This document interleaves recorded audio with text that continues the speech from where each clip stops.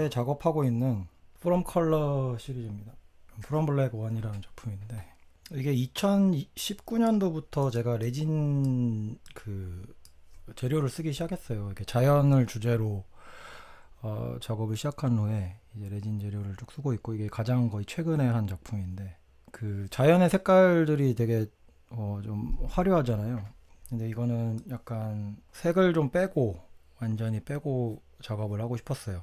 검정색에 대한 어떤 그런 것들에 대한 그런 자연이랑 뭐 우주 뭐 그런 것들을 좀 생각을 하다 보니까, 자연에서 오는 그 검정색이 뭘까 도대체, 빛이 없음을 의미하는데 그런 걸 좀 표현해보고 싶었거든요. 그래서 이거는 지금 가장 최근작이라서 최근작을 조금 보여드리고, 그 다음 순차적으로 연대별로 좀 나갈 겁니다. 이건 두 번째, 이건 크기가 이제 1m 1m 사이즈예요. 네, 좀 조금 크죠.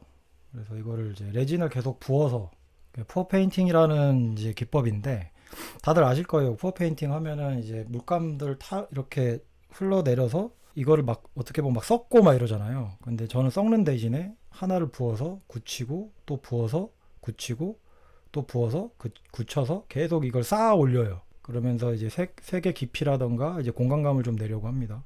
이게 지금 레진, 그 특성이 레진이라 가지고, 그러니까 이게 지금 반사랑 광이 되게 심하거든요. 그래서 제가 사진 찍을 때 굉장히 오래 걸렸는데, 되게 힘들었어요. 오래도 걸리고 힘들었는데, 이거는 이제 3.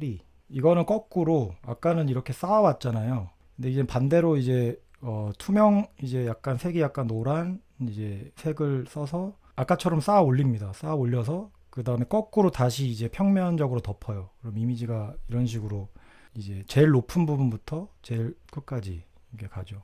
이것도 이제 같은. 그러니까 이게 실제로 보면, 이건 사진 이미지만 딱 이렇게 찍혀 있고, 실제로 보면은 이렇게 보여요. 이렇게.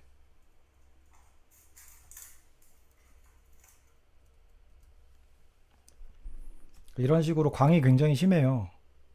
아까는 이제 광을 최대한 없애서 이미지를 보이게끔 이렇게 보여준 거고, 실제 색도 되게 엄청 반사가 굉장히 심하죠. 등고선 같은 느낌 맞습니다. 이렇게 딱 아시네. 그럼 이따가 또 설명을 드릴게요. 제가 이거를 작업을 하면서 이미지를 조금 많이 생각을 했던 게, 이거는 뭐 마리아나 해구라 그래가지고 엄청 이제 해구죠. 수직 동굴. 이것도 이제 수직 동굴이고, 이건 영화 이미지인데 수직 동굴이고, 그다음 이렇게 이제 그런 깊이가 이렇게 쭉 들어가, 빛이 이제 점점 없어지면서 올라가는 그런 약간 동굴이라던가 이런 어떤 뭔가 공간이 주는 블랙을 이제 주고 싶어서 이렇게 아까처럼 작업을 했어요. 일단 이런 게 이제 저기 레퍼런스가 됐죠. 참고 자료에는 자료 사진으로 했는데, 이거 이후에는 이제 제가 데뷔할 때부터 했던 작업들을 좀 보여드릴게요. 이게 스틸샷 시리즈라고 이제 2009년부터 2011년도까지 이제 작업했던 작업인데, 이게 딱 보기에는 지금 이제 영화의 한 장면을 제가 그렸어요. 이게 트랜스포머 옛날 영화 있죠? 2008년도인가요? 9년도에 이제 했던 유화 작업이에요. 이것도 120호 M 사이즈 크기인데, 그것도 오래 걸렸죠. 3개월 정도 걸린 작업인데, 영화 장면을 스틸샷을 해서 그다음 그 스틸샷을 그대로 이제 유화로 옮기는 작업이었거든요. 근데 이게 어떤 거에 대한 영향을 좀 받았냐면, 약간 고전 회화에 영향을 좀 받았는데, 이게 약간 사실주의랑 인상주의에 대한 이런 거를 이렇게 시각에 대해서 현대적으로 약간 재해석을 해보고 싶었어요. 그러니까 사실주의 같은 경우에는 약간 어떤 실제 있는 거, 그러니까 보지 못한 걸 그리지 않기 때문에 실제 있는 사실을 그리고, 그다음 인상주의도 이제 보고 있는 그런 표면 현상들을 이렇게 막 그려냈잖아요. 근데 디지털 시대가 되면서 이게 우리가 제일 많이 보고 제일 많이 보고 느끼는 게 뭘까? 영화를 되게 많이 보잖아요. 영화에 대한 풍경 안에 들어갔던 CGI라던가 뭐 그런 것들, 그 화면으로 좀 표현해보고 싶었죠. 그래서 이런 작품도 있고, 그다음에 뭐 이렇게 그때 이상하게 트랜스포머 영상을 이상하게 좀 많이 그렸던 것 같아요. 이것도 이제 그런 장면 중 하나인데, 이런 영상 CGI 장면들이라던가 이런 것들을 약간 재해석을 해보고 싶었다. 그 다음에 이것도 있어. 이거는 그냥 한번 넣어봤는데, 영화 내가 스틸 작업을 하다 보니까 어떤 이제 개인 뭐라 그럴까, 무슨 편집자 분이 영화 스틸 샷을 이제 해달라, 그래서 수채화로 이제 한 51장 정도 이제 그린 게 있는데, 그건 이제 이게 책에 이게 사파로 들어간 게 있어요. 그 영화 이제 이런 관련돼서 했던 작업 중 하나입니다. 일러스트로. 그다음에 영화 이제 작업을 하다 보니까 그다음에 했던 게 이제 플라워 시리즈인데, 스틸 시리즈를 이제 디지털 이미지라던가 어떤 그런 그러니까 고전주의를 현대적으로 이제 해석을 하고 싶었다 그랬잖아요. 근데 그거랑 아예 반대되는 걸 해보고 싶었거든요. 아예 반대되는 개념으로. 근데 실제로 내가 나가서 인상주의처럼 그래가지고 이거를 그리기 시작을 합니다. 그래서 직접 이제 제주도를 가서 이때 기억에 남는 게 이 사진들을 찍을 때 동생이랑 같이 다녔어요. 동생이 옆에서 처음에는 동생이 내가 작가 한다고 막 그렇게 할 때 동생이 이제 좀 약간 조금 그랬거든요. 집에서 막 돈 가져가고 내가 뭐 하는지도 모르겠고 계속 뭐 전시 뭐 하고 있다는데 뭐 작업하고 있다는데 동생은 이제 일을 되게 많이 했거든요. 그래서 일단 그 같이 이제 사진 찍으러 다니고 그 다음에 나중에 이제 작품을 보여줬는데 동생이 되게 좋아했던 기억이 있네요. 이것도 120호짜리인데 이제 개인전 할 때 걸렸던 작업인데, 이 작업이 제가 옛날 얘기했던 그 컬렉터가 갑자기 작품 그림 이렇게 그리면 안 돼 라고 저한테 약간 뭐라고 했던 그 작업이에요. 저기 뒤에 막 벌이 있잖아요. 벌 여기 보면 저렇게 그리면 안 된다고. 그래서 막 저한테 막 뭐라고 했었어요. 컬렉터가. 원래 이 작품을 이제 그때 그분이 구입하시기로 하셨는데 구입 안 하셨죠. 그래서 개빡쳤던 기억이. 그다음 이것도 120호짜리, 아까 이것도 120호, 이것도 120호짜리인데 제가 또 120호짜리를 이렇게 많이 했어요. 100호는 조금 너무 이상하게 작은 것 같고 120호 사이즈를 굉장히 좀 좋아했던 것 같아요. 이런 꽃을 하고 그다음 뒤에 이런 풍경이 다 풀리는 핀트가 나가는.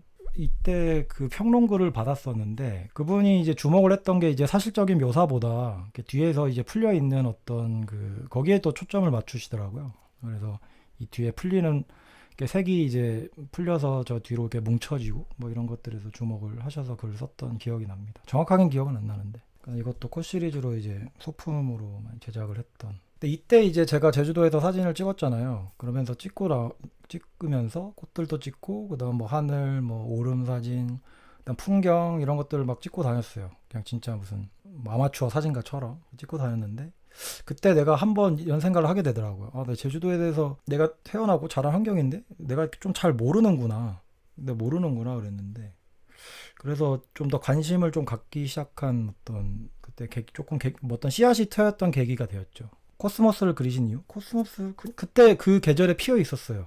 가을에 이제 갔는데 카메라요? 카메라는 그때 오디 마크 2였던 것 같은데. 예, 오디 마크 2. 그 다음 했던 게 이거는 중간에 잠깐 이제 이 회화 작업을 하다가 이 회화 작업 아까 말했던 계속 리얼 좀 사실적인 그런 느낌의 작업들을 많이 했잖아요. 많이 파는 작업들을 하다가 그게 너무 지겨운 거예요. 그러니까 지겹다기보다는 이 상태로는 내가 작가로서 뭔가 변별력이 없다고 해야 되나?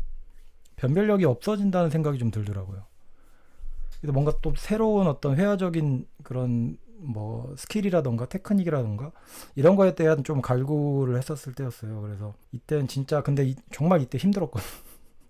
이거 그리고 있을 때 막 전시하고 뭐 이게 하다가 뭐 그림도 안 팔리고 돈은 계속 나가고 그래서 정말 고민을 하다가 그러면 이건 내가 붓질을 하잖아요. 이거는 쌓아가는 거잖아요. 그러면은 이걸 거꾸로 한번 해보자. 거꾸로 이제 한번 파서 작업을 한번 해보자. 그래서 시작한 작업이에요. 이건 옛날에 또치입니다. 또치. 엄청 제일 처음에 그렸던 작업인데 그 다음 이런 작업이 있고 그게 아까 전에 했던 것 이걸 어떤 식으로 했냐면 제일 밑에 화이트를 깔아놓고 그 다음에 이제 명도를 조금씩 올렸어요. 그러니까 화이트 그 다음에 이제 그다음 조금 더 진한 화이트 이제 그레이 맨 마지막에는 블랙까지 깔아놓고 그 다음에 이제 뭐 나이프로 긁는다던가 드릴에다가 어떤 그걸 연결을 해가지고 긁으면서 그랬던 작업이에요. 근데 이때 조금 영향을 받았던 게 누굽니까? 강영구 작가님이랑 한영욱 선생님이랑 한영욱 선생님 작품을 보면서 저분들은 이제 글라인더로 가지고 알루미늄 철판에다 막 긁잖아요. 근데 그런 거에 대해서 좀 모티브를 얻었던 것 같아요. 네.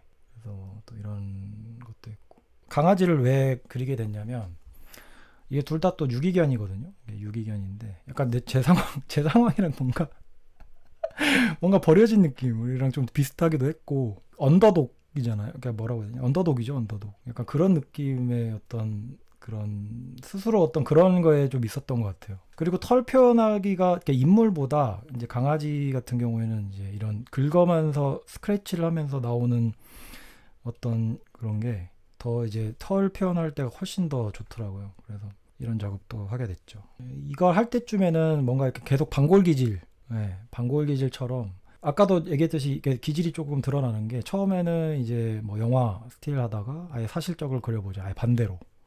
유화 작업하다가 유화에서 한번 반대로 해보자. 그래서 반대로. 그러면서 계속 이게 반골 기질이 드러나죠.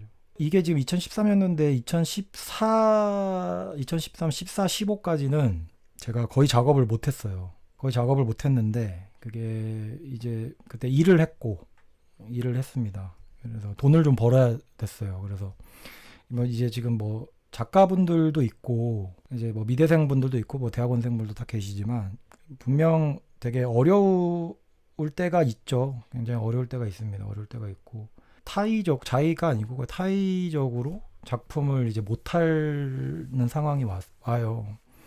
그러면 그게 진짜 그러니까 분노에 그게 달하거든. 진짜 엄청 분노에 그게 달해서 그때쯤에 제가 이제 미술 뒷담을 시작을 해요.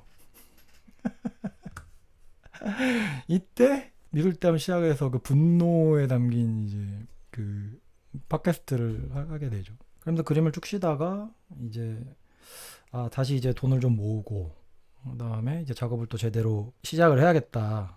그래서 북 시리즈라는 거는 또 뭐냐면 이것도 되게 웃긴 게 이게 사실적인 그림은 이제 더 그리기가 싫더라고요. 그러니까 이런 식의 작업들 앞에 나왔던 꽃, 동물 뭐 이게 싫어서 이런 어떤 내가 상상하는 이미지를 한번 내가 그냥 몇 가지의 규칙만 가지고 풀어내보자. 그러니까 그거를 약간 조금 뭐랄까 약간 또 추상적으로 좀 풀어보자라는 생각을 했어요. 그래서 처음에 생각을 했던 게 이 북 시리즈였는데 이게 이제 사실주의나 이런 것 좀 영향을 좀 벗어나 가지고 추상적인 회화로 조금 시도를 조금 이제 했던 게 시리즈입니다. 책이 의미하는 게 이제 아까도 말했던 초기에 말했던 게 이제 약간 사실주의라는 게 있잖아요. 디지털화된 이미지를 이제 다시 회화로 옮기면서 그게 어떤 그러니까 현 시대의 어떤 뭐 인상주의나 사실주의적 어떤 현대 재해석이라고 했으면 이게 책이 의미하는 건 조금 더 이게 더 근본적으로 들어간 건데 어떤 그런 데이터라던가 어떤 정보라던가 이런 거를 좀 의미를 해보고 싶었어요. 그런 책들이 이제 끝없이 이제 이 소실점으로 끝없이 나가죠. 이런 것들. 이 소실점으로 끝없이 나가고 그다음 채색도 이런 책의 색깔이 아니라 그냥 뭐 RGB 컬러만 이렇게 제한을 시켰어요. 계속. 그러니까 3소실점도 버리고 2소실점으로만 제한시키고 그다음 색깔도 RGB 컬러로 제한시켜가지고 이런 책들을 이렇게 그립니다. 그래서 뭐 이런 이제 형태의 작품이 나오게 됐는데 매트릭스 정확해요. 이게 영감을 얻었던 게 그 매트릭스 1에서 보면은 그 네오가 트리니티랑 같이 서 있는데 이제 총 졸라 많은 총 이렇게 딱 하죠. 건즈 라츠 오브 건스라고 딱 얘기하잖아요. 그러면서 쭉 이제 총이 쫙 나오는데 그 장면에서 조금 힌트를 얻었죠. 그래서 이 작품을 할 때 막 보면은 이제 마트에서 진열된 쭉 그런 어떤 그런 느낌, 마트에 쭉 진열된 어떤 그런 뭐 수만 가지 진짜 이름도 알아볼 수 없는 어떤 제품들, 뭐 그런 것들이 이제 생각이 나더라고요. 그래서 그런 것들 데이터화 되거나 정보화 되거나 그런 것들에 대해서 그냥 이미지화 시킨 거예요. 그냥 되게 미니멀하고 좀 추상적으로 뭐몇 가지의 그 규칙만 설정을 해놓고 작품으로 만들어낸 거죠. 마감이 궁금하다. 그냥 유화예요, 유화. 그리고 이 작업은 지금 뭐 이거 넘버 7에서 10인데 이게 내 작품이 하나로 모인 거예요.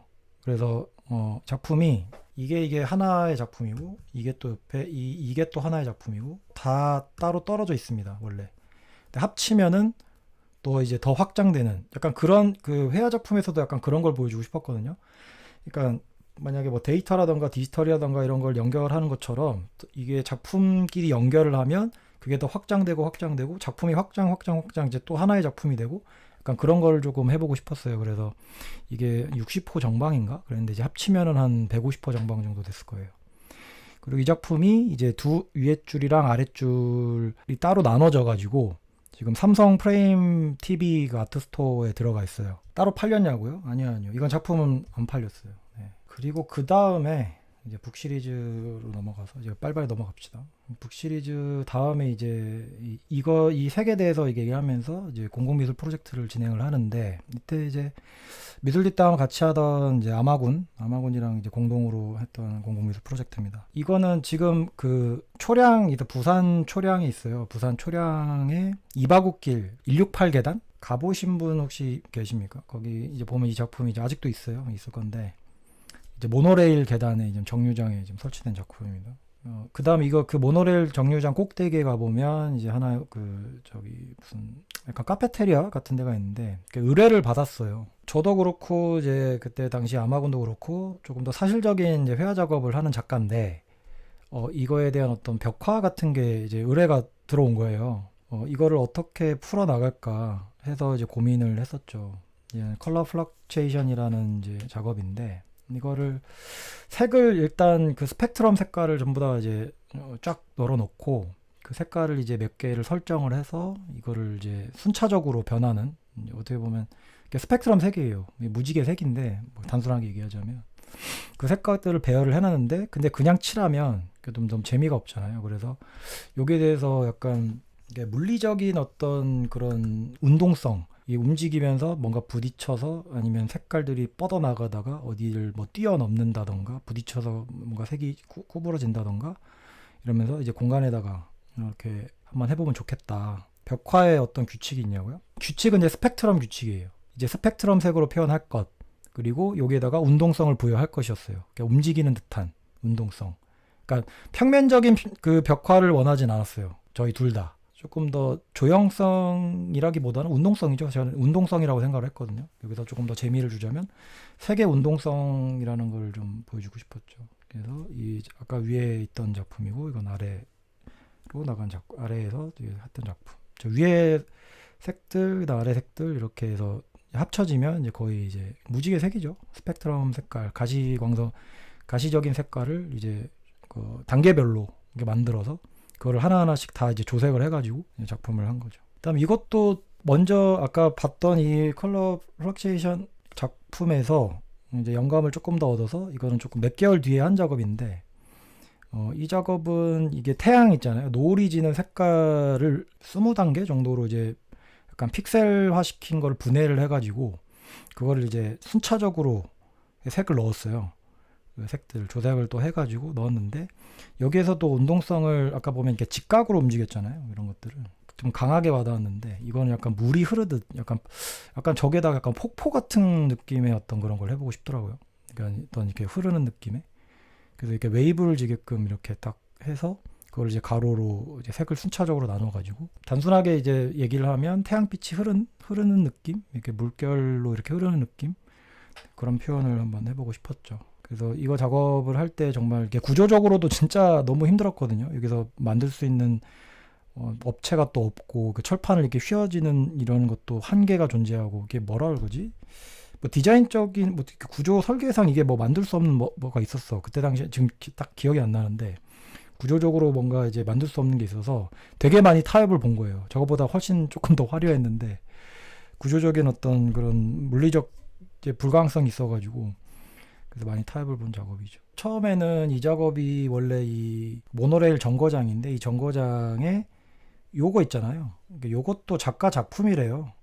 몰랐는데, 작가 작품이 아니구나. 작가 작품을 뺏긴, 표절해서 업체가 만든 이런 작업이래요. 근데 이 녹슨 게 사람들이 다 살아요. 이렇게 바로 옆에. 근데 이 녹슨 게 너무 꼴배기가 싫었대요. 그 주변 사람들이 항상 얘기했대. 그 할아버지 할머니, 부산 분들, 할아버지 할머니들이 저거 좀 어떻게 좀 해봐라. 막 구청에 막 민원 넣고 막 난리도 아니었대. 저거 만들었을 때 막 녹 쓸어서 막 이렇게 녹이 막 날아가지고 이제 벽에 막 녹이 슬고 이러니까, 이게 너무 싫으니까 뭔가 좀 해봐라 해서 그 의뢰가 들어온 거야.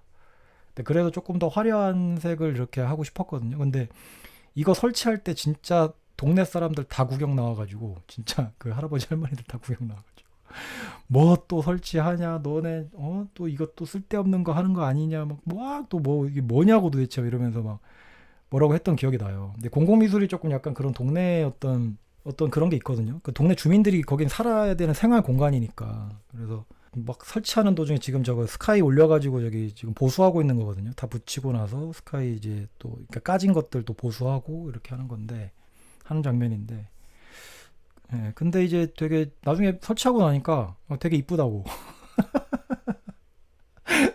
동네 분들 이쁘다고 하면서 되게 막 사진 찍고 막 좋아하셨던 기억도 나네요. 그리고 나서 이제 보더 시리즈로 넘어갑니다. 이거 2017년도 이 설치 작업을 하면서 철판에다가 이제 도색하는 그런 거에 대한 약간 좀 매력을 좀 느꼈던 것 같아요. 그래서 이제 이건 2017년부터 19년까지 이제 쭉 작업을 했는데 콘트라스트 시리즈라 그래가지고 이거는 이제 철판을 제가 직접 주문 제작을 합니다. 캔버스 사이즈에 맞춰서 철판을 주문 제작을 해가지고 그 위에다가 이제 액체 도장을 해요. 그리고 이 부식이 되는 페인트로 그 다음에 이게 밑에는 부식을 시켜요. 이게 보더 시리즈 이게 첫 제목이 이제 콘트라스트였던 이유가 이게 소재가 되게 어떤 인공적인 소재잖아요. 이게 철판이라던가 어떤 이제 액체 도장, 어떤 분사 이게 흡기로 이제 만들어낸 액체 도장인데 그걸 직접 이제 분사를 하면서 색을 보고 그다음 마무리로 이제 부식이 되는 색깔들을 같이 이제 공존을 하는 거거든요. 이게 레퍼런스는 이제 제주도에 있는 오름 있잖아요. 이제 오름 이게 이제 오름인데 사진들을 되게 많이 찍었어요. 그 이후로도 이제 간간히 제주도를 내려가가지고 이건 지금 내가 지금 있는 게 흑백 사진밖에 없어가지고 흑백을 좀 올려놓은 건데 여기 이제 자연이 있는 이게 용눈이 오름입니다. 왼쪽에 있는 건 용눈이 오름, 저 위에 거는 사라 오름 이렇게 해서 제주 풍경 사진을 찍고 다녔는데 그걸 이제 토대로 해서 이제 용눈이 오름이 이제 노을이 지는 순간을 이제 7장면으로 담았어요. 그냥 그걸 조금 더 리얼하지 않고 미니멀하고 그 다음에 자연의 색, 그러니까 녹이 쓴다는 거는 이제 자연이 뿜어져 내놓은 색이잖아요. 녹이라는 것 자체가 내가 컨트롤할 수 없는 부분이죠. 그런 것들. 근데 위에 거는 이제 내가 색을 칠하지만 밑에 거는 내가 뭔가 컨트롤할 수 없는 부분. 이러면서 이제 그게 대비가 된다라고 해서 콘트라스트 시리즈라고 이름 붙였습니다. 그리고 이 작업 중에 요건가요? 요건가? 요게 그때 사치 갤러리에 그림 걸렸었어요. 사치 갤러리에 이제 그림이 걸렸고 2018년도였어. 내가 2017년도였나요? 그때 이제 유럽 여행을 갔다 오고 그때 그 사치 갤러리 가서 야 이거 전에도 얘기했지만 그때 Q&A 시간에도 한번 얘기를 했지만 언제 여기서 전시해보나 했었는데 이제 이 작품이 사치 갤러리에 걸렸었죠. 유화냐고요? 아까 방금 설명드렸잖아요. 철판 위에다가 액체 도장하고 그다음 부식 페인트 위에는 이제 액체 도장 그다음 부식 페인트를 발라서 이제 부식을 시킨 거예요. 이런 것들은 다 이제 이건 풍경으로 이제 재해석을 한 거죠. 이제 레퍼런스들이고 근데 이걸 또 몇 작품 또 더 합니다. 그러니까 제가 중요한 거는 지금 여기서 보이는 거는 여기서 약간 시작이 됐어요. 이게 제가 풍경을 할 때 이게 보더라는 시리즈 형태로 이제 시리즈를 얘기를 한 게 이게 어떤 회화의 경계라는 뜻으로도 제가 이제 설정을 했거든요. 그러니까 추상이랑 구상의 경계라는 뜻도 있어요. 어떻게 보면은 이게 뭐지? 이러면서 할 수도 있지만 이것도 이제 오름의 한 그런 장면을 이제 시간 순서대로 노을이 지면서 바뀌는 시간 순서대로 이게 내 패턴으로 작업을 했고 이것도 똑같이 이제 부식을 시키고 액체 도장하고 부식을 시킨 겁니다. 이거는 또 이제 새별 오름인데 그 새별 오름 가서 이제 또 그 노을을 계속 찍었던 그 사진을 토대로 이제 붉은색부터 이제 푸른색 아예 밤 어두워지는 부분까지 작업을 해요. 그리고 이 작업 같은 경우에는 이 작업도 그렇고 이 시리즈 같은 경우에도 이걸 렌티큘러로 작업을 했어요. 그러니까 제가 이런 회화에서 좀 뭐랄까 제 작업에서 중요한 게 약간 시간성이거든요. 그 시간성이 가져오는 그 어떤 그런 아우라나 그런 감동들이 있거든요. 근데 그런 걸 약간 분해를 해보고 싶었어요. 그러니까 점차적으로. 그러니까 어떻게 보면 약간 인상주의에 조금 더 가깝죠. 이런 그런 프로세스가 이게 그 순간을 딱 찍는데 그거를 조금 더 지속성을 가지고 연결을 시킨 거예요. 그래서 이거를 합쳐서 렌티큘러라는 작업으로 변환을 시켰죠. 근데 이 콘트라스트 이제 보더 시리즈는 다 팔렸어요. 최근에는 이제 이 작품이에요. 이 작품이 이제 K옥션에 나가가지고 이제 누가 또 가져가셨더라고요. 입찰이 돼서 팔았던 작품이 이 작품입니다. 이제 K옥션에 이제 최근에 이제 전시했던 전경인데, 그러니까 아까도 보셨듯이 이게 광이 엄청 난다고 그랬죠. 이것도 지금 이게 광을 안 내려고 이렇게 광이 없는데 이게 사진을 그렇게 찍었는데 실제로 이렇게 광이 나요. 이렇게 다 반사가 되고 이 녹이 쓴 이런 거랑 이거랑 대비가 더 심하게 나요. 실제로 보면은 이런 대비가 좀 도드라지는 작업이죠. 지금 작품 시리즈가 크기가 얼마냐고요? 이게 50cm, 50cm예요. 그 다음에 이걸 토대로 또 대형 작업을 하는데 이거는 또 아까는 이제 오름이었으면 이거는 약간 그 수평선으로 작업을 한 겁니다. 수평선의 어떤 그런 이미지를 조금 더 이거를 더 그 자연적인 부식에 더 맡겼던 작업인 것 같아요. 더 부식성을 더 띄고 맡기고 했는데 근데 여기선 또 재밌는 걸 하나 또 추가를 해요, 제가. 뭐냐면 이 중간에 보면 이제 그 주황색으로 이렇게 쭉 이렇게 돼 있잖아요. 호라이즌 시리즈를 하면서 처음으로 그 저기 뭡니까 축광완료를 씁니다. 이게 축광완료가 뭐냐면 이게 그 빛을 담았다가 다시 이제 어두워지면 이게 빛이 더 보이는 보면 이건 영상으로 촬영한 건데요. 이번 빛이 나오죠. 조명이 꺼지면 이렇게 빛이 이렇게 드러납니다. 이렇게 약하지만 빛이 이렇게 좀 도드라지죠. 이제 영상 촬영을 해서 이제 작업을. 이거를 했을 때 좀 재밌었던 게 어떤 거냐면 작품이 존재하는 그게 이제 빛의 공간과 이제 빛에 의해서 생긴다고 생각이 들더라고요. 그래서 근데 이렇게 축광완료를 써서 꺼지면 조명이 다 꺼진 그런 완전 깜깜한 공간에서도 그 작품이 안 보이잖아요. 그럼 작품에 대한 인지가 안 되니까 그러면은 거기서는 이제 그 공간에서 작품을 인지할 수 없구나. 거기서 내가 보는 예술의 지속성은 없어지는 건데, 근데 꺼도 이게 빛이 드러나면서 어떻게 보면은 조명이 없고 아무도 없는 그 전시 공간 안에서도 얘가 어떠한 조그마한 어떤 존재를 드러내는구나 라는 생각을 하게 했죠.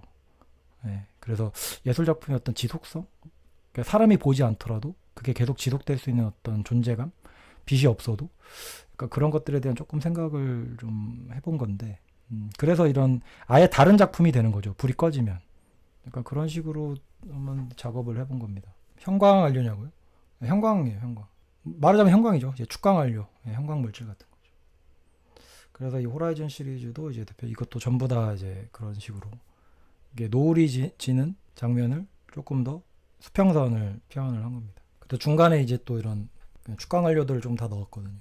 이 시점에서 거의 완전 추상적으로 좀 변하거든요. 이 호라이즌 시리즈를 거치면서 되게 작품이 미니멀하게 변해요. 이런 것도 보면은 뭐 바다랑 하늘이라고 표현을 했지만 그냥 파란색이야. 뭐 노을이 지는 하늘과 비친 바다를 표현했지만 이것도 뭐 비슷한 색과 그냥 선 하나 그어놨을 뿐인데 이런 뭐 수평선 뭐 이런 느낌으로 이제 그냥 표현했잖아요. 근데 이런 게에서 더 아까보다 이런 보더 시리즈에서 보다 더 추상적인 느낌이 더 드러나더라고요. 그래서 추상이랑 구상 경계에서 조금 더 추상으로 갔구나 라는 생각이 들어서 그 다음 시리즈가 이제 최근에 하고 있는 스펙트럼 시리즈인데 이거는 이제 재구성을 위한 습작이라 그래가지고 이제 습작을 했어요. 그러니까 레진을 처음 쓰면서 그러니까 레진만으로 작업을 시작을 했어요. 레진을 쓰게 된 것도 좀 웃긴데 이게 어떻게 된 거냐면 처음에는 이거를 이제 액체 도장을 했다고 그랬잖아요. 액체 도장을 하고 그 다음에 여기다가 이제 또 어떤 부식 페인트라던가 이런 것들을 작업을 하고 녹을 만들고 이렇게 했는데 그러려면 이제 컴프레서랑 이제 에어브러쉬를 씁니다. 에어브러쉬를 이렇게 하다 보면 이게 분진이 일어나고 이거를 제작했을 당시에는 그때 제가 그 사립 이제 레지던시에 있었거든요. 레지던시에 그 작업을 하고 있었는데 거기는 이제 그 공장 같은 거라서 되게 신식 공장 같은 거라서 에어 컴프레서가 이제 막 천장에 달려 있어. 천장에 달려 있어서 그걸 이제 뽑아다가 이제 하고 그다음 거기에 또 자동으로 공기청정이 되는 거예요. 그 창문 좀 열어놓고 있으면 그게 이제 분진이 다 없어지고 하는 거야. 그게 이제 작업을 하기 편했죠. 근데 레지던시 기간이 끝나고 이제 제가 이제 작업실을 구했는데 작업실 비용이 이제 너무 비싸니까 이제 지하에 작업실을 구한 거야.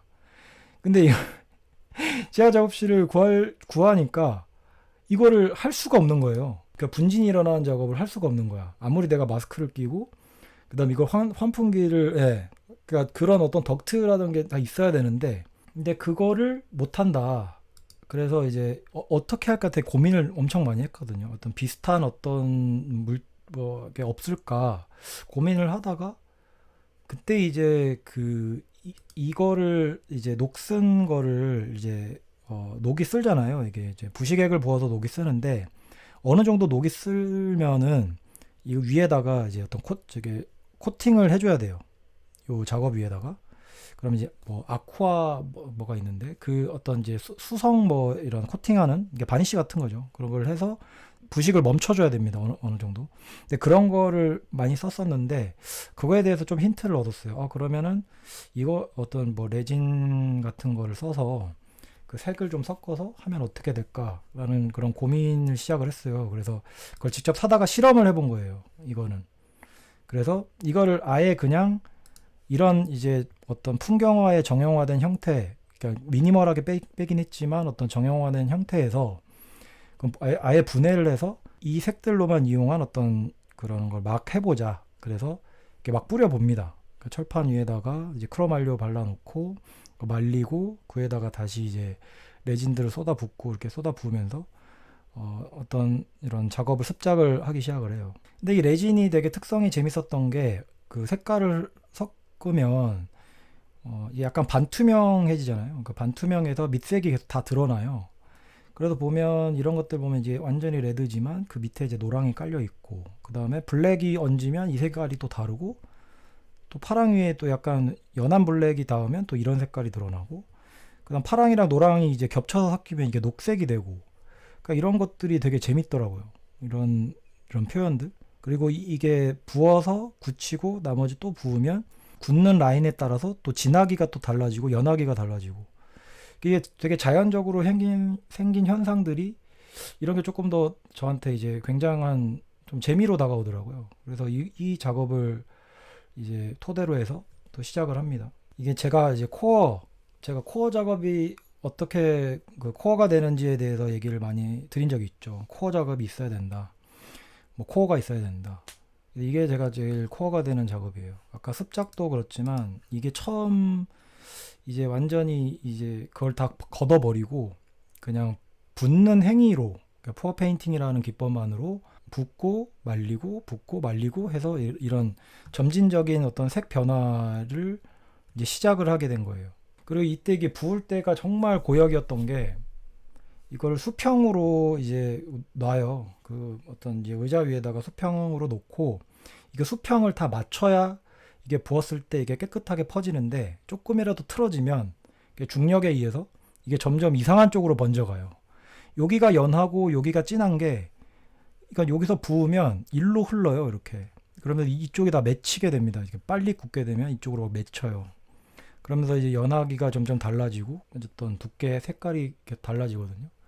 근데 이런 게 되게 이런 게 너무 재밌다. 이런 어떤 중력이라던가 어떤 되게 자연적인 현상에 의해서 작품이 만들어지는 게 되게 재밌구나 라는 생각을 처음 했던 작업이에요. 이게. 그래서 이거는 제가 코어 작업으로 불리고 있고 이거를 이제 가끔 이제 이 작업을 보면서 작품에 대해서 제가 생각을 또 다시 하거나 이렇게 하게 되죠. 목말라.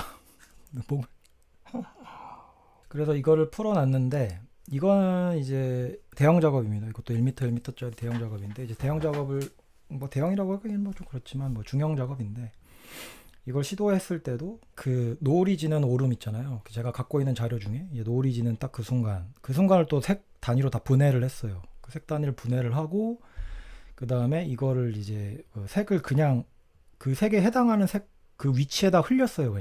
그냥 흘려가지고 이렇게 쭉 놔뒀어요. 이거 흘려서 놔두고 이것도 흘려서 놔두고 흘려서 놔두고 그래서 보면 이거는 이제 막 녹색 이런 땅에 가까운 그리고 빛이 반사가 돼서 약간 노란색에 가까운데 위로 갈수록 파란색과 붉은색 이제 내는 색이 나타나죠. 이걸 완전하게 이제 미니멀로 이제 해석을 해요. 여기서부터는. 근데 여기서부터 굉장히 추상성이 심해지죠. 아까 말했던 경계에 있었는데 오히려 조금 더 이제 아예 추상 쪽으로 이제 딱 변모를 하게 된 약간 그런 단계로 간 작품 중에 좀 대표적인 작업인데 어떻게 보면은 이런 약간 다층적이잖아요. 이렇게 이런 노을 지는 풍경이라든가 이런 것들 색으로 그 시간이 가는 것들 하나만에 동시에 풀어내는 이미지가 좀 궁금했어요. 그냥 색만으로 저는 그 궁금했던 게 약간 그 색만으로 풀어놨을 때 어떤 그 위치만 잡아주고 자연적으로 흐르고 내가 색만 배열했을 때 그 작업을 그냥 자연적으로 흘렸을 때 어떤 이미지가 나올까. 그러니까 내가 만들어낸 이미지가 아니라 자연적인 중력이라던가 어떤 색이 퍼져나가는 장력이라던가 이런 것들로 만들어낸 이미지이기 때문에 그런 것들이 내가 이제 예측이 안 되는 거예요. 여기서. 그런 것들에 좀 재미를 좀 느꼈죠. 이것도 이제 아까 말했던 그 오름 시리즈인데 이게 내가 느꼈던 형상은 오름 시리즈지만 이런 것들 최대한 내가 어떻게든 컨트롤을 해보려고 노력을 한 흔적이죠. 아까 말했던 그 오름 있잖아요. 용눈이 오름의 어떤 그런 기본적인 베이스는 갖고 있지만 이걸 또 시간대별로 다시 설정을 해주고 그다음 다시 그 색에 맞춰서 또 붓고 말리고 또 붓고 그러면서 이게 막 번지고 이렇게 흐르고 굳고 이러면서 했던 작업입니다. 이거는 이제 색에 대한 어떤 약간 내가 명칭으로 이제 하늘인데 하늘이 아니라 저기 바다구나. 바다에 비춰진 어떤 노을의 색이 어떨까? 붉은색 이거 진짜 딱 색 두 가지만 쓴 거거든요. 파란색이랑 붉은색만 쓴 거예요. 그러니까 노을이 해당하는 붉은색과 바다에 해당하는 파란색이 섞였을 때 어떤 느낌이 날까? 그래서 이거를 처음에는 파란색을 연한 파란색을 붓고 그 다음에 붉은색 붓고 그 다음 또 파란색 붓고 그 다음 붉은색 붓고 또 파란색 붓고 또 붉은색 부어가지고 그러면서 이제 색이 점차 이렇게 굉장히 묘한 색이 나오는 거예요. 이런 색들이 어떻게 보면 그 자연 풍경에 가지는 시간적인 그런 색의 변화라던가 물리적인 색의 변화라던가 그런 것들을 한 공간 한 평면 안에 압축을 시켜 놓은 거죠. 그러니까 그런 거를 의도를 했죠. 그리고 아까 이게 등고선을 말씀하셨는데 제가 이런 것도 되게 그 자료로 좀 몇 개 이제 뭐 모아놓고 보고 있어요. 이런 부어서 이렇게 했던 행위들이 이게 이런 거랑 되게 비슷한데 자연에서 인간이 공간을 설명할 때 하는 한 어떤 기준이잖아요. 그런 것들 어떤 과학적이라던가 어떤 이런 걸 그래프 어떤 수치화를 내가 더 토대로 해서 어떤 등고선이라는 어떤 그런 것들이 만들어지는데 근데 이런 것도 이제 자연을 표현하는 어떤 인간의 방법 중 하나거든요. 근데 공간을 표현할 때 그래서 이런 게 조금 도움이 됐죠. 그래서 이제 말했던 게 이제 이런 것들. 이거는 정말 진짜 수평 그 다음에 이제 수직 수평 완전 거의 완벽하게 맞춰서 이거를 정말 정말 너무 힘들게 이게 준비가 너무 오래 걸려요. 제 작품을 할 때는 준비 단계가 너무 오래 걸렸는데 이걸 조금이라도 삐뚤어지면 그러니까 이렇게 막 흘러버려요. 이런 식으로 그냥 쭉 흘려버리는 게 근데 이 레이어를 이제 정말 동그란 어떤 등고선의 느낌의 동그라미를 좀 만들어 보고 싶었거든요. 동그라미를 만들고 그 다음에 또 이제 또 부어서 만들고 또 부어서 만들고 또 부어서 만들고 계속 이거를 부어서 점진적으로 이제 그 약간 등고선의 느낌 그런 거를 어떤 자연을 표현하는 인간의 어떤 그런 느낌 레퍼런스를 가져와서 만들었죠. 이것도 레진입니다. 레진이에요. 그래서 이걸 조금 더 발전시킨 형태는 이제 원형으로 했던 작업도 있고 이거는 이제 부제가 이제 크로모스피어라는 건데 약간 채층 있잖아요. 그러니까 이런 우주에서 볼 수 있는 태양의 채층인데 약간 자연인데 인간이 못 보는 자연이거든요. 근데 존재는 하고 있고 인간이 보지 못하는 자연인데 그런 것들을 이제 뭐 우주 망원경이라던가 뭐 이런 것들로 이게 인간한테 시각적으로 보여주잖아요. 근데 그런 거에 대한 영감을 좀 받아가지고 이런 원형 이제 이런 작업을 한번 해봤죠. 또 부어서 계속 부어가지고 만든 다른 형태로 좀 부었을 때 이거는 약간 이제 흩뿌리고 그 가운데에 이제 동그란 어떤 그런 물리적 어떤 평면 약간 색이 이제 굉장히 투명한 어떤 그런 깨끗한 색을 놔두고 주변이 이제 좀 폭발하거나 뭔가 아까 말했던 이런 채층처럼 뭐랄까 좀 폭발하는 느낌이라던가 약간 어떤 뭔가 이제 그 균일하지 않은 뭐라고 표현해야 되나요? 약간 이런 것들을 조금 더 시각적으로 표현하고 싶었고 그거에 대한 연장선에 있는 작업이 또 이 작업이었어요. 이 작업은 작년이죠. 작년 아시아프에서도 걸었던 작업인데 이것도 이제 100cm, 100cm, 1m, 1m짜리 이제 좀 대형 작업이고 이거는 이제 색을 정말 다양하게 한번 써보고 싶었어요. 그냥 내가 쓸 수 있는 레진으로 쓸 수 있는 색깔을 다 때려붓고 싶었거든요. 그래서 보시면 이게 파란색, 이제 이것도 겹쳐지면서 보라, 뭐 약간 붉은색, 농도를 조금씩 더 조절해가면서 계속 연한 색을 계속 겹쳐서 올렸어요. 이것들을. 일단 그건 채층에 대한 어떤 그런 걸로 이미지로 닿았는데 어떤 분이 이거 작품을 보시고는 이게 되게 뭔가 꽃 같기도 하다. 꽃 같기도 하고 그 다음에 어떻게 보면은 내가 뭐 제주도 출신이라 그러니까 제주도의 어떤 그런 뭔가 화산 어떤 그런 뭐 용암이 흘러내리는 약간 그런 이미지 같기도 하다라고 하셨던 분도 계셨고 뭐 말을대로 이게 뭐 어떤 태양 뭐 이런 말씀하신 분도 계셨고 그런 다양한 어떤 해석이 나오는 작품이었던 것 같습니다.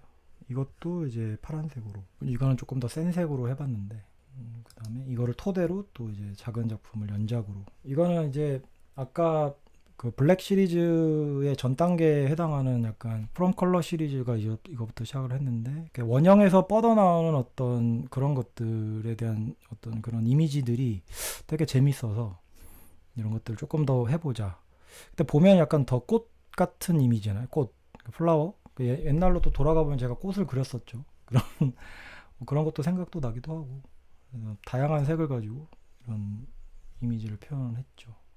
중간에 또 더 여러 작업이 있는데 그것들은 이제 또 실험적이거나 약간 좀 연계성이 좀 부족해서 뭐 뺀 것들도 많습니다. 그래서 아까 처음으로 돌아가서 마지막인데 이제 블랙 시리즈가 나왔던 어떤 그런 것도 어떻게 보면은 내가 이런 자연에 대한 어떤 그런 시간이랑 공간을 압축을 한다던가 그걸 늘어서 표현한다던가 이런 것들이 어떻게 보면은 그러니까 자연에서 오는 약간 어떤 그런 뭔가 아까 말했던 아우라 얘기했잖아요. 아우라 얘기를 하셨는데 그걸 느끼는 게 이제 뭐 발터 벤야민이 얘기했던 그 일시성, 그다음 지속성 거기에 이제 어떤 그런 아우라들을 사람들은 항상 느끼거든요. 뭐 노을을 본다던가 뭔가 웅장한 어떤 그런 자연 풍경을 본다던가 그랬을 때 그 느낌을 어떻게 보면 약간 공유하고 싶다는 생각을 했어요. 이 감정들을 저는 이제 시간 그리고 공간으로 규정을 한 거죠. 그걸 이제 색들을 시간에 따라 흘러가는 색 그걸 이제 레이어로 바꾸고 그 레이어를 다시 함축시켜서 그걸 한 화면에 보여준다. 그러니까 노을이라는 게 과학적으로는 그냥 예를 들어서 노을 보면 사람들이 되게 막 감동하고 뭔가 막 되게 그러잖아요. 근데 이거 보면 어떤 과학적으로 보면 빛의 산란일 뿐이거든요. 이게 뭐 주파수 4제곱에 빛이 산란되는 정도가 주파수 4제곱에 반비례가 돼가지고 해질녘이 돼서 이제 그게 멀어지면 뭐 붉은색 주파수가 가진 산물이 더 훨씬 많이 산란이 돼서 푸른빛이 이제 붉은색으로 바뀔 뿐이다. 이지만 이게 감정적인 거는 사람들이 어떤 그런 게 그런 아우라를 만들어낸다고 생각을 하거든요. 예. 근데 그런 것들이 이제 나만 그런 어떤 우주라는 거에 대해서 나만의 의미를 갖는 어떤 게 있는데 근데 그것들을 바라봤을 때 내 감정을 관람객의 입장에서 내 작품 봤을 때 그런 것들을 같이 공유를 하고 근데 그게 또 정답이지도 않고 오답이지도 않죠.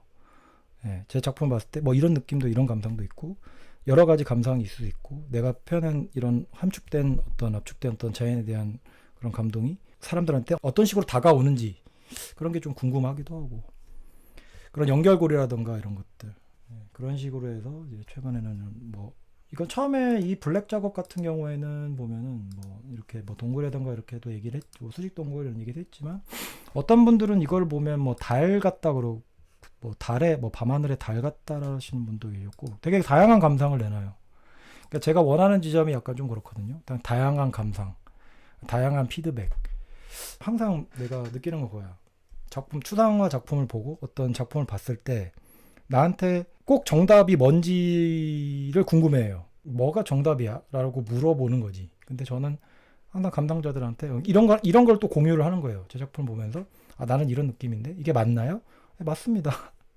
근데 저는 이렇게 뭐 이렇게 해서 이게 했는데 그러면서 감상을 또 뭐 나누는 거죠. 하여튼 뭐 제 작업 프레젠테이션을 다 해봤는데 크리틱을 하셔야죠. 의외네요. 뭔가 개인적인 이야기나 스토리텔링보다 작품 제작 과정이 중심에 있네요. 여러 좋은 예술 형태가 있겠지만 그중 하나는 관객들로부터 다양한 해석이 나올 수 있는 작품이 있는 것이지요. 작품 너무 좋습니다. 변화가 다이나믹했다. 너무 좋은 시간이었다. 자신있게 작품 설명하시는 게 정말 멋지다. 담임은 좋은 평만 있으면 안 좋아하시는 거 알지만 작품 참 좋네요. 작품에 담긴 메시지 같은 것도 있나요? 메시지라기보다는 그렇게 딱히 저는 그거에 대해서 그 규정을 두진 않아요. 메시지에 규정을 두지 않고 내가 보는 현상 있잖아요. 그 현상을 아까 말했던 시간 공간을 압축을 해서 그거를 이제 이게 어떻게 보면은 제가 아까 말씀은 안 드렸는데 제가 되게 좋아하는 작가 중에 이제 마크 로스코가 있어요. 뭐 다들 아시는 마크 로스코가 있는데 이 마크 로스코가 그런 멀티폼이라고 그러죠. 이게 어떤 거냐면 이게 그러니까 레이어가 아까 말했죠. 하나의 시간이 되고 겹쳐서 하나의 공간으로 바뀌는데 여러 색이랑 면이 교차하는 게 이제 그 의미로 이제 다층 형상이라고 그래요. 이게 멀티폼이라고 불리는데 이거를 이제 마크 로스코의 회화의 특징이거든요. 그 특징들이 이제 어떤 저한테도 어떻게 보면 이게 하다 보니까 이게 드러나더라고요. 아, 이게 내가 이런 압축을 시키는 것 자체. 그러니까 뭐 마크로스코 같은 경우에는 어떻게 보면 자기의 어떤 숭고함, 종교적인 체험이라든가 숭언 같은 거를 이제 색으로 이게 쫙 풀어놨는데, 그러니까 이거를 제가 그냥 자연의 적은 그 색을 그냥 함축해서 이게 하나로 누르다 보니까 그게 이제 근데 뭐 특별한 메시지는 없죠. 그냥 보고 그러니까 느끼는 게 중요하다라는 생각을 하는 것 같아요. 네, 저도. 그래서 이 과정이 좀 중요하기 때문에 저도 항상 얘기하는 거지만 작가의 어떤 뭐 앞에 초기작이라던가 어떤 프로세스 이제 뭐 변화해온 발전해온 어떤 그런 게 좀 중요하다고 생각을 하거든요. 그러니까 그 얘기가 제 예술의 이제 근간이 되니까 예, 그런 것들을 좀 이해하고 보시면 조금 더 편하지 않을까. 정방형 작품의 정중 이미지가 뭔가 집중하게 되네요. 그런데 자연을 정방향에 담는 이유다.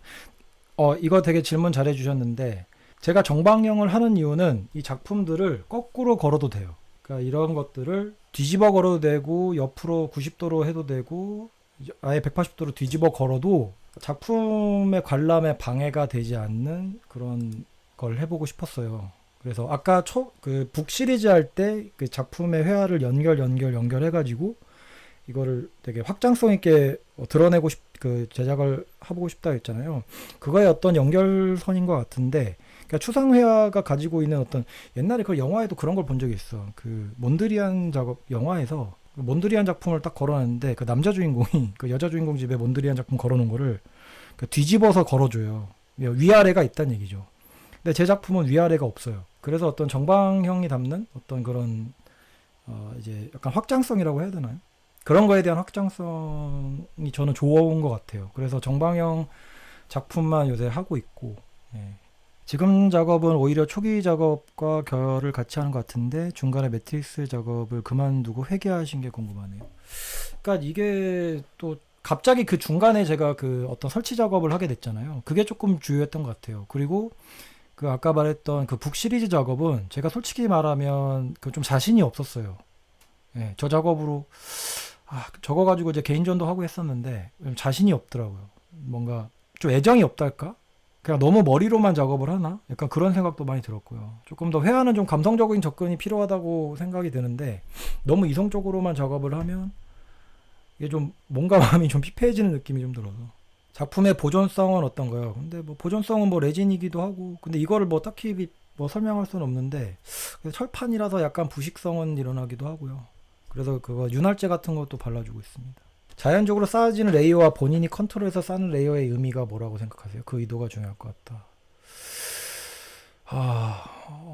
근데 그것도 많이 고민을 해본 건데, 근데 그 차이를 저도 뭔가 이게 갭을 두고 싶거든요. 자연적으로 쌓여지는 레이어와 내가 컨트롤해서 쌓는 레이어가.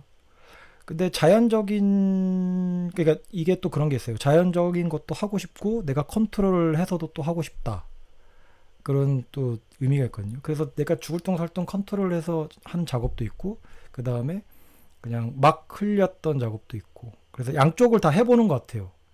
그래서 이게 차이가 뭘까라는 생각도 들고, 이게 표현에서 차이인가? 이게 무슨 차이일까? 그래서 그걸 약간 고민하는 단계인 것 같기도 해요. 그래서 그 의도라고 하기 보기에는 뭔가 일단 해본 다음에 약간 이게 조금 더 쌓였을 때 약간 정리를 조금 더 해보는 작가님 작업 중에 제일 마음에 드는 작업? 제일 마음에 드는 작업은 최근에는 이 작업이 제일 마음에 들죠. 영상으로 보셨던 이게 해놓고 내가 깜짝 놀랐어. 개멋진데? 이러면서 그래서 최근에는 이제 이 작업이랑 이 작업은 이제 판매가 됐습니다. 최근에 이제 컬렉터님이 이제 구입해 가셨죠. 그래서 그 컬렉터분도 굉장히 마음에 들어 하셔서 흡족해 하셔서 되게 저도 좋았고 이것도 약간 거꾸로 시도한 작업이라서 조금 더 아까 말했던 이게 쌓아왔다 그랬잖아요. 이게 좀 특이한 게 이 작품의 특이한 건 뭐냐면 이 작품은 이게 쌓아왔잖아요. 이 작품은 거꾸로 쌓아놓고 그 다음에 다시 이제 플랫하게 부은 거라서 오히려 그런 약간 마띠리를 다 없애고 그러면서 했던 최초의 작업이라 굉장히 제가 좋아하는 작업 중 하나죠. 마크로스코어를 볼 땐 관람객들이 감싸주는 느낌이 있는 반면 편안한 추상화인데 왠지 모르게 다른 추상화 앞에는 기세가 너무 강해서 이제 압도되기만 하고 불편한 경우가 많더라고요. 레진 작업하시면서 컬러칩을 미리 페인팅으로 대강 계획을 잡고 하시는지. 계획은 잡고 하죠.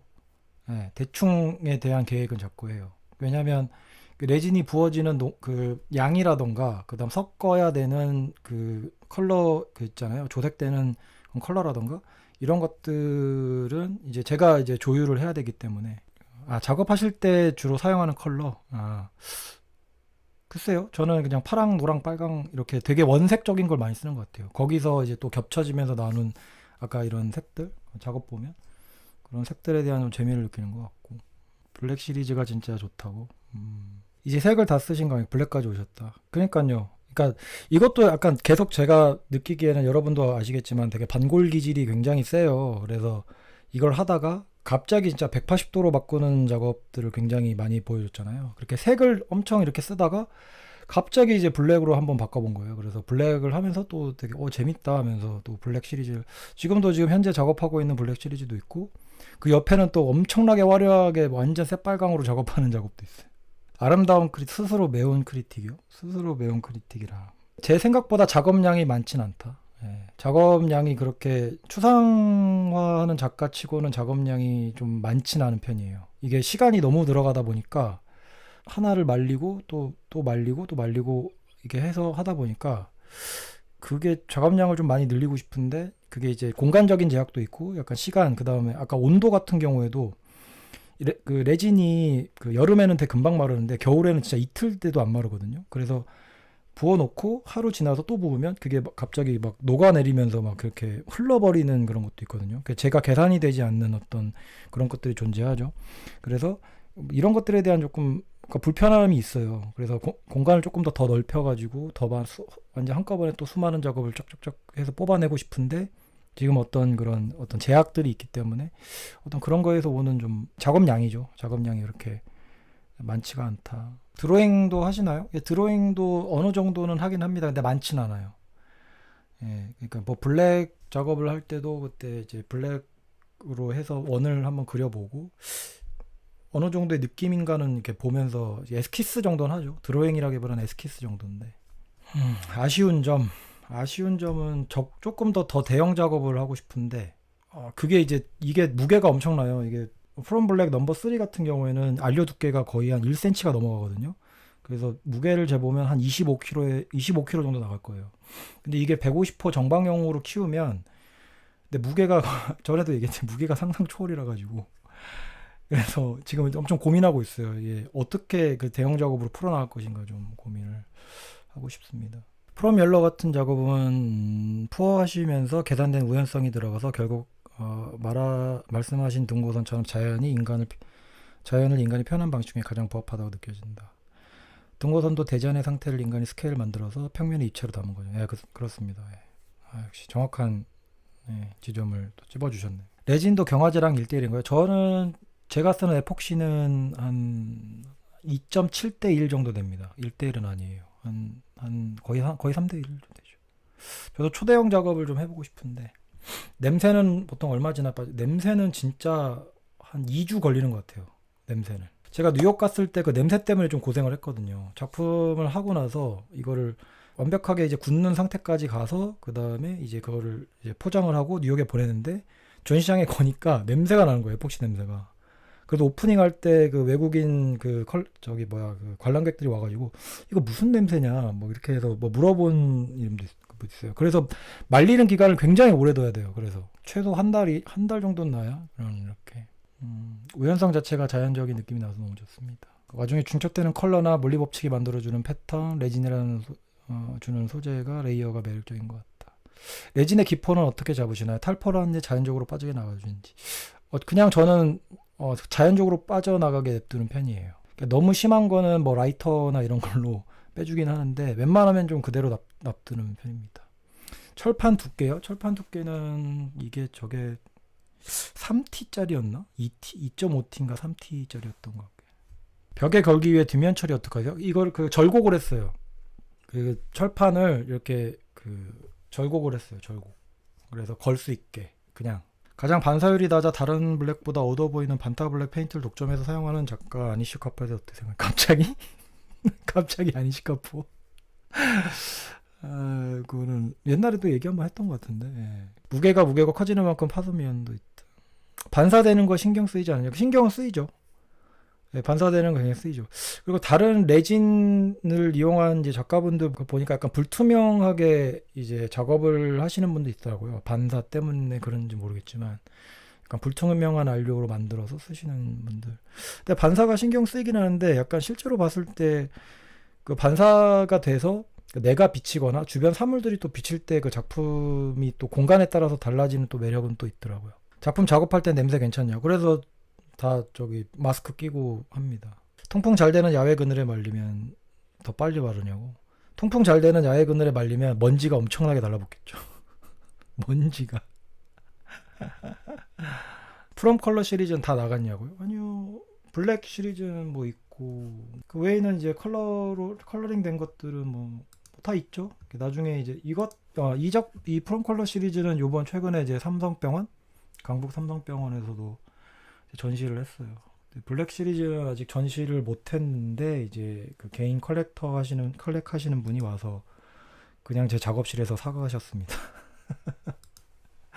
전시를 못 했는데 블랙 시리즈는 갤러리를 통해서 보통 판매를 그쵸? 갤러리를 통해서 보통 판매를 하죠. 개인 판매는 안 합니다. 그러니까 최근에 이거 판매를 했던 그 블랙 시리즈 판매를 했던 것도 그 아티스티 제가 이제 개인적으로 거래를 하는 온라인 판매 아티스티를 통해서 판매를 했습니다.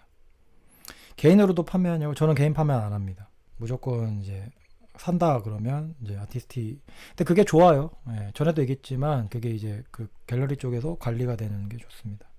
작품으로의 이상향이 뭐냐고요? 글쎄요. 이상향이라는 게 뭘까요? 모르겠어요. 그거를 찾으려고 작업을 하는 것 같아요. 그걸 계속 찾기 위해 작가들이 다 그렇지 않을까요? 그거를 찾기 위해서 작업을 계속 하지 않을까요? 어떤 작가가 되고 싶냐고요? 뭐 다들 똑같겠죠. 그 대가가 되고 싶고 이름 미술사 뭐 이런 거에 이름이 남는 작가가 되고 싶기도 하고 뭐 정말 비싼 작업을 하는 작가가 되고 싶기도 하고 뭐 되게 많은데 그냥 좋은 작업하는 작가가 되고 싶어요. 지금 당장은 좋은 작업하는 작가. 조금 더 좋은 작업, 좀 더 발전된 작업을 하다 보면 언젠가는 이제 뭐 마스터피스가 나올 수도 있고 그러다 보면 이제 내가 더 원하는 뭐 대가라던가 뭐 비싼 작업을 하는 작가 뭐 이런 작업에 더 가까워지겠죠. 끝까지 작품 활동 하실 거죠. 당연하죠. 그 당연한 거 아니야. 나이가 40인데 올해 40 하나군요. 40 하나인데 계속 해야죠. 죽을 때까지 해야죠. 그래서 열심히 작업을 하겠습니다. 여러분들 이제 제 작품도 이제 크리틱을 했고 올 4월 그다음 그 올해 또 전시 계획들 되게 쭉 이제 잡혀 있으니까 그때도 오셔서 실제로도 보시고 작가님 스스로 느끼시는 아직 마스터피스 없어요. 무슨 마스터피스야? 그 근처도 못 간 것 같은데 무슨 마스터피스입니까? 그리고 마스터피스는 뭐 이제 그런 어떤 뭐 미술계나 뭐 대중들이 인정을 해주겠죠. 다음 시리즈 구상해 두신 게 있나요? 다음 시리즈는 지금 하고 있는 게 있긴 한데 그거는 이제 뭐 당장 말하기는 좀 힘들고 생각을 하는 게 있어요. 다른 매체와 협업도 생각하시나요? 그쵸? 다른 매체랑 협업도 지금 생각을 하고 있죠. 그다음 또 저기 얘기했었잖아요. 그 음악이랑 해보겠다. 그래서 그 진행도 하고 있어요. 지금 일단은 물 건너 팔린 거 말씀하시는 거죠? 외국 전시가 아니라 물 건너 팔린 건 없어요. 외국에 팔린 건 없어요. 아까 그 호라이즌 시리즈 중에 그 큰 작품 있잖아요. 그거는 국립현대미술관 그 정부은행에서 지원을 한번 했었는데 그때 연락이 온 거예요. 갑자기 자세한 디테일이 필요하다 그래가지고 그걸 이제 보냈거든. 그 영상이랑 그 설명을. 근데 내가 그때 됐구나.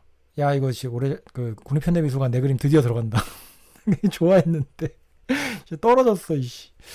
그래가지고 이거 너무 아쉬웠던 경험이 있네요. 개인전 앞두고 작업할 거 산더미인데 오늘 담임 방송 본 시간이 하나도 아깝지 않고 너무 즐겁다고 생각했는데 벌써 새벽 2시 가까이. 벌써 새벽 2시가 됐네요. 담임이 작품 중에 팔긴 아깝고 소장하고 싶은 것들은 소장하시나요? 아니면 그래도 파시나요? 소장을 하려고 하죠. 제 방송이 좀 그래요. 시간 순삭 방송 한 5시간이 날라가 있습니다. 정신 차려 보면은 뭐 새벽 2시.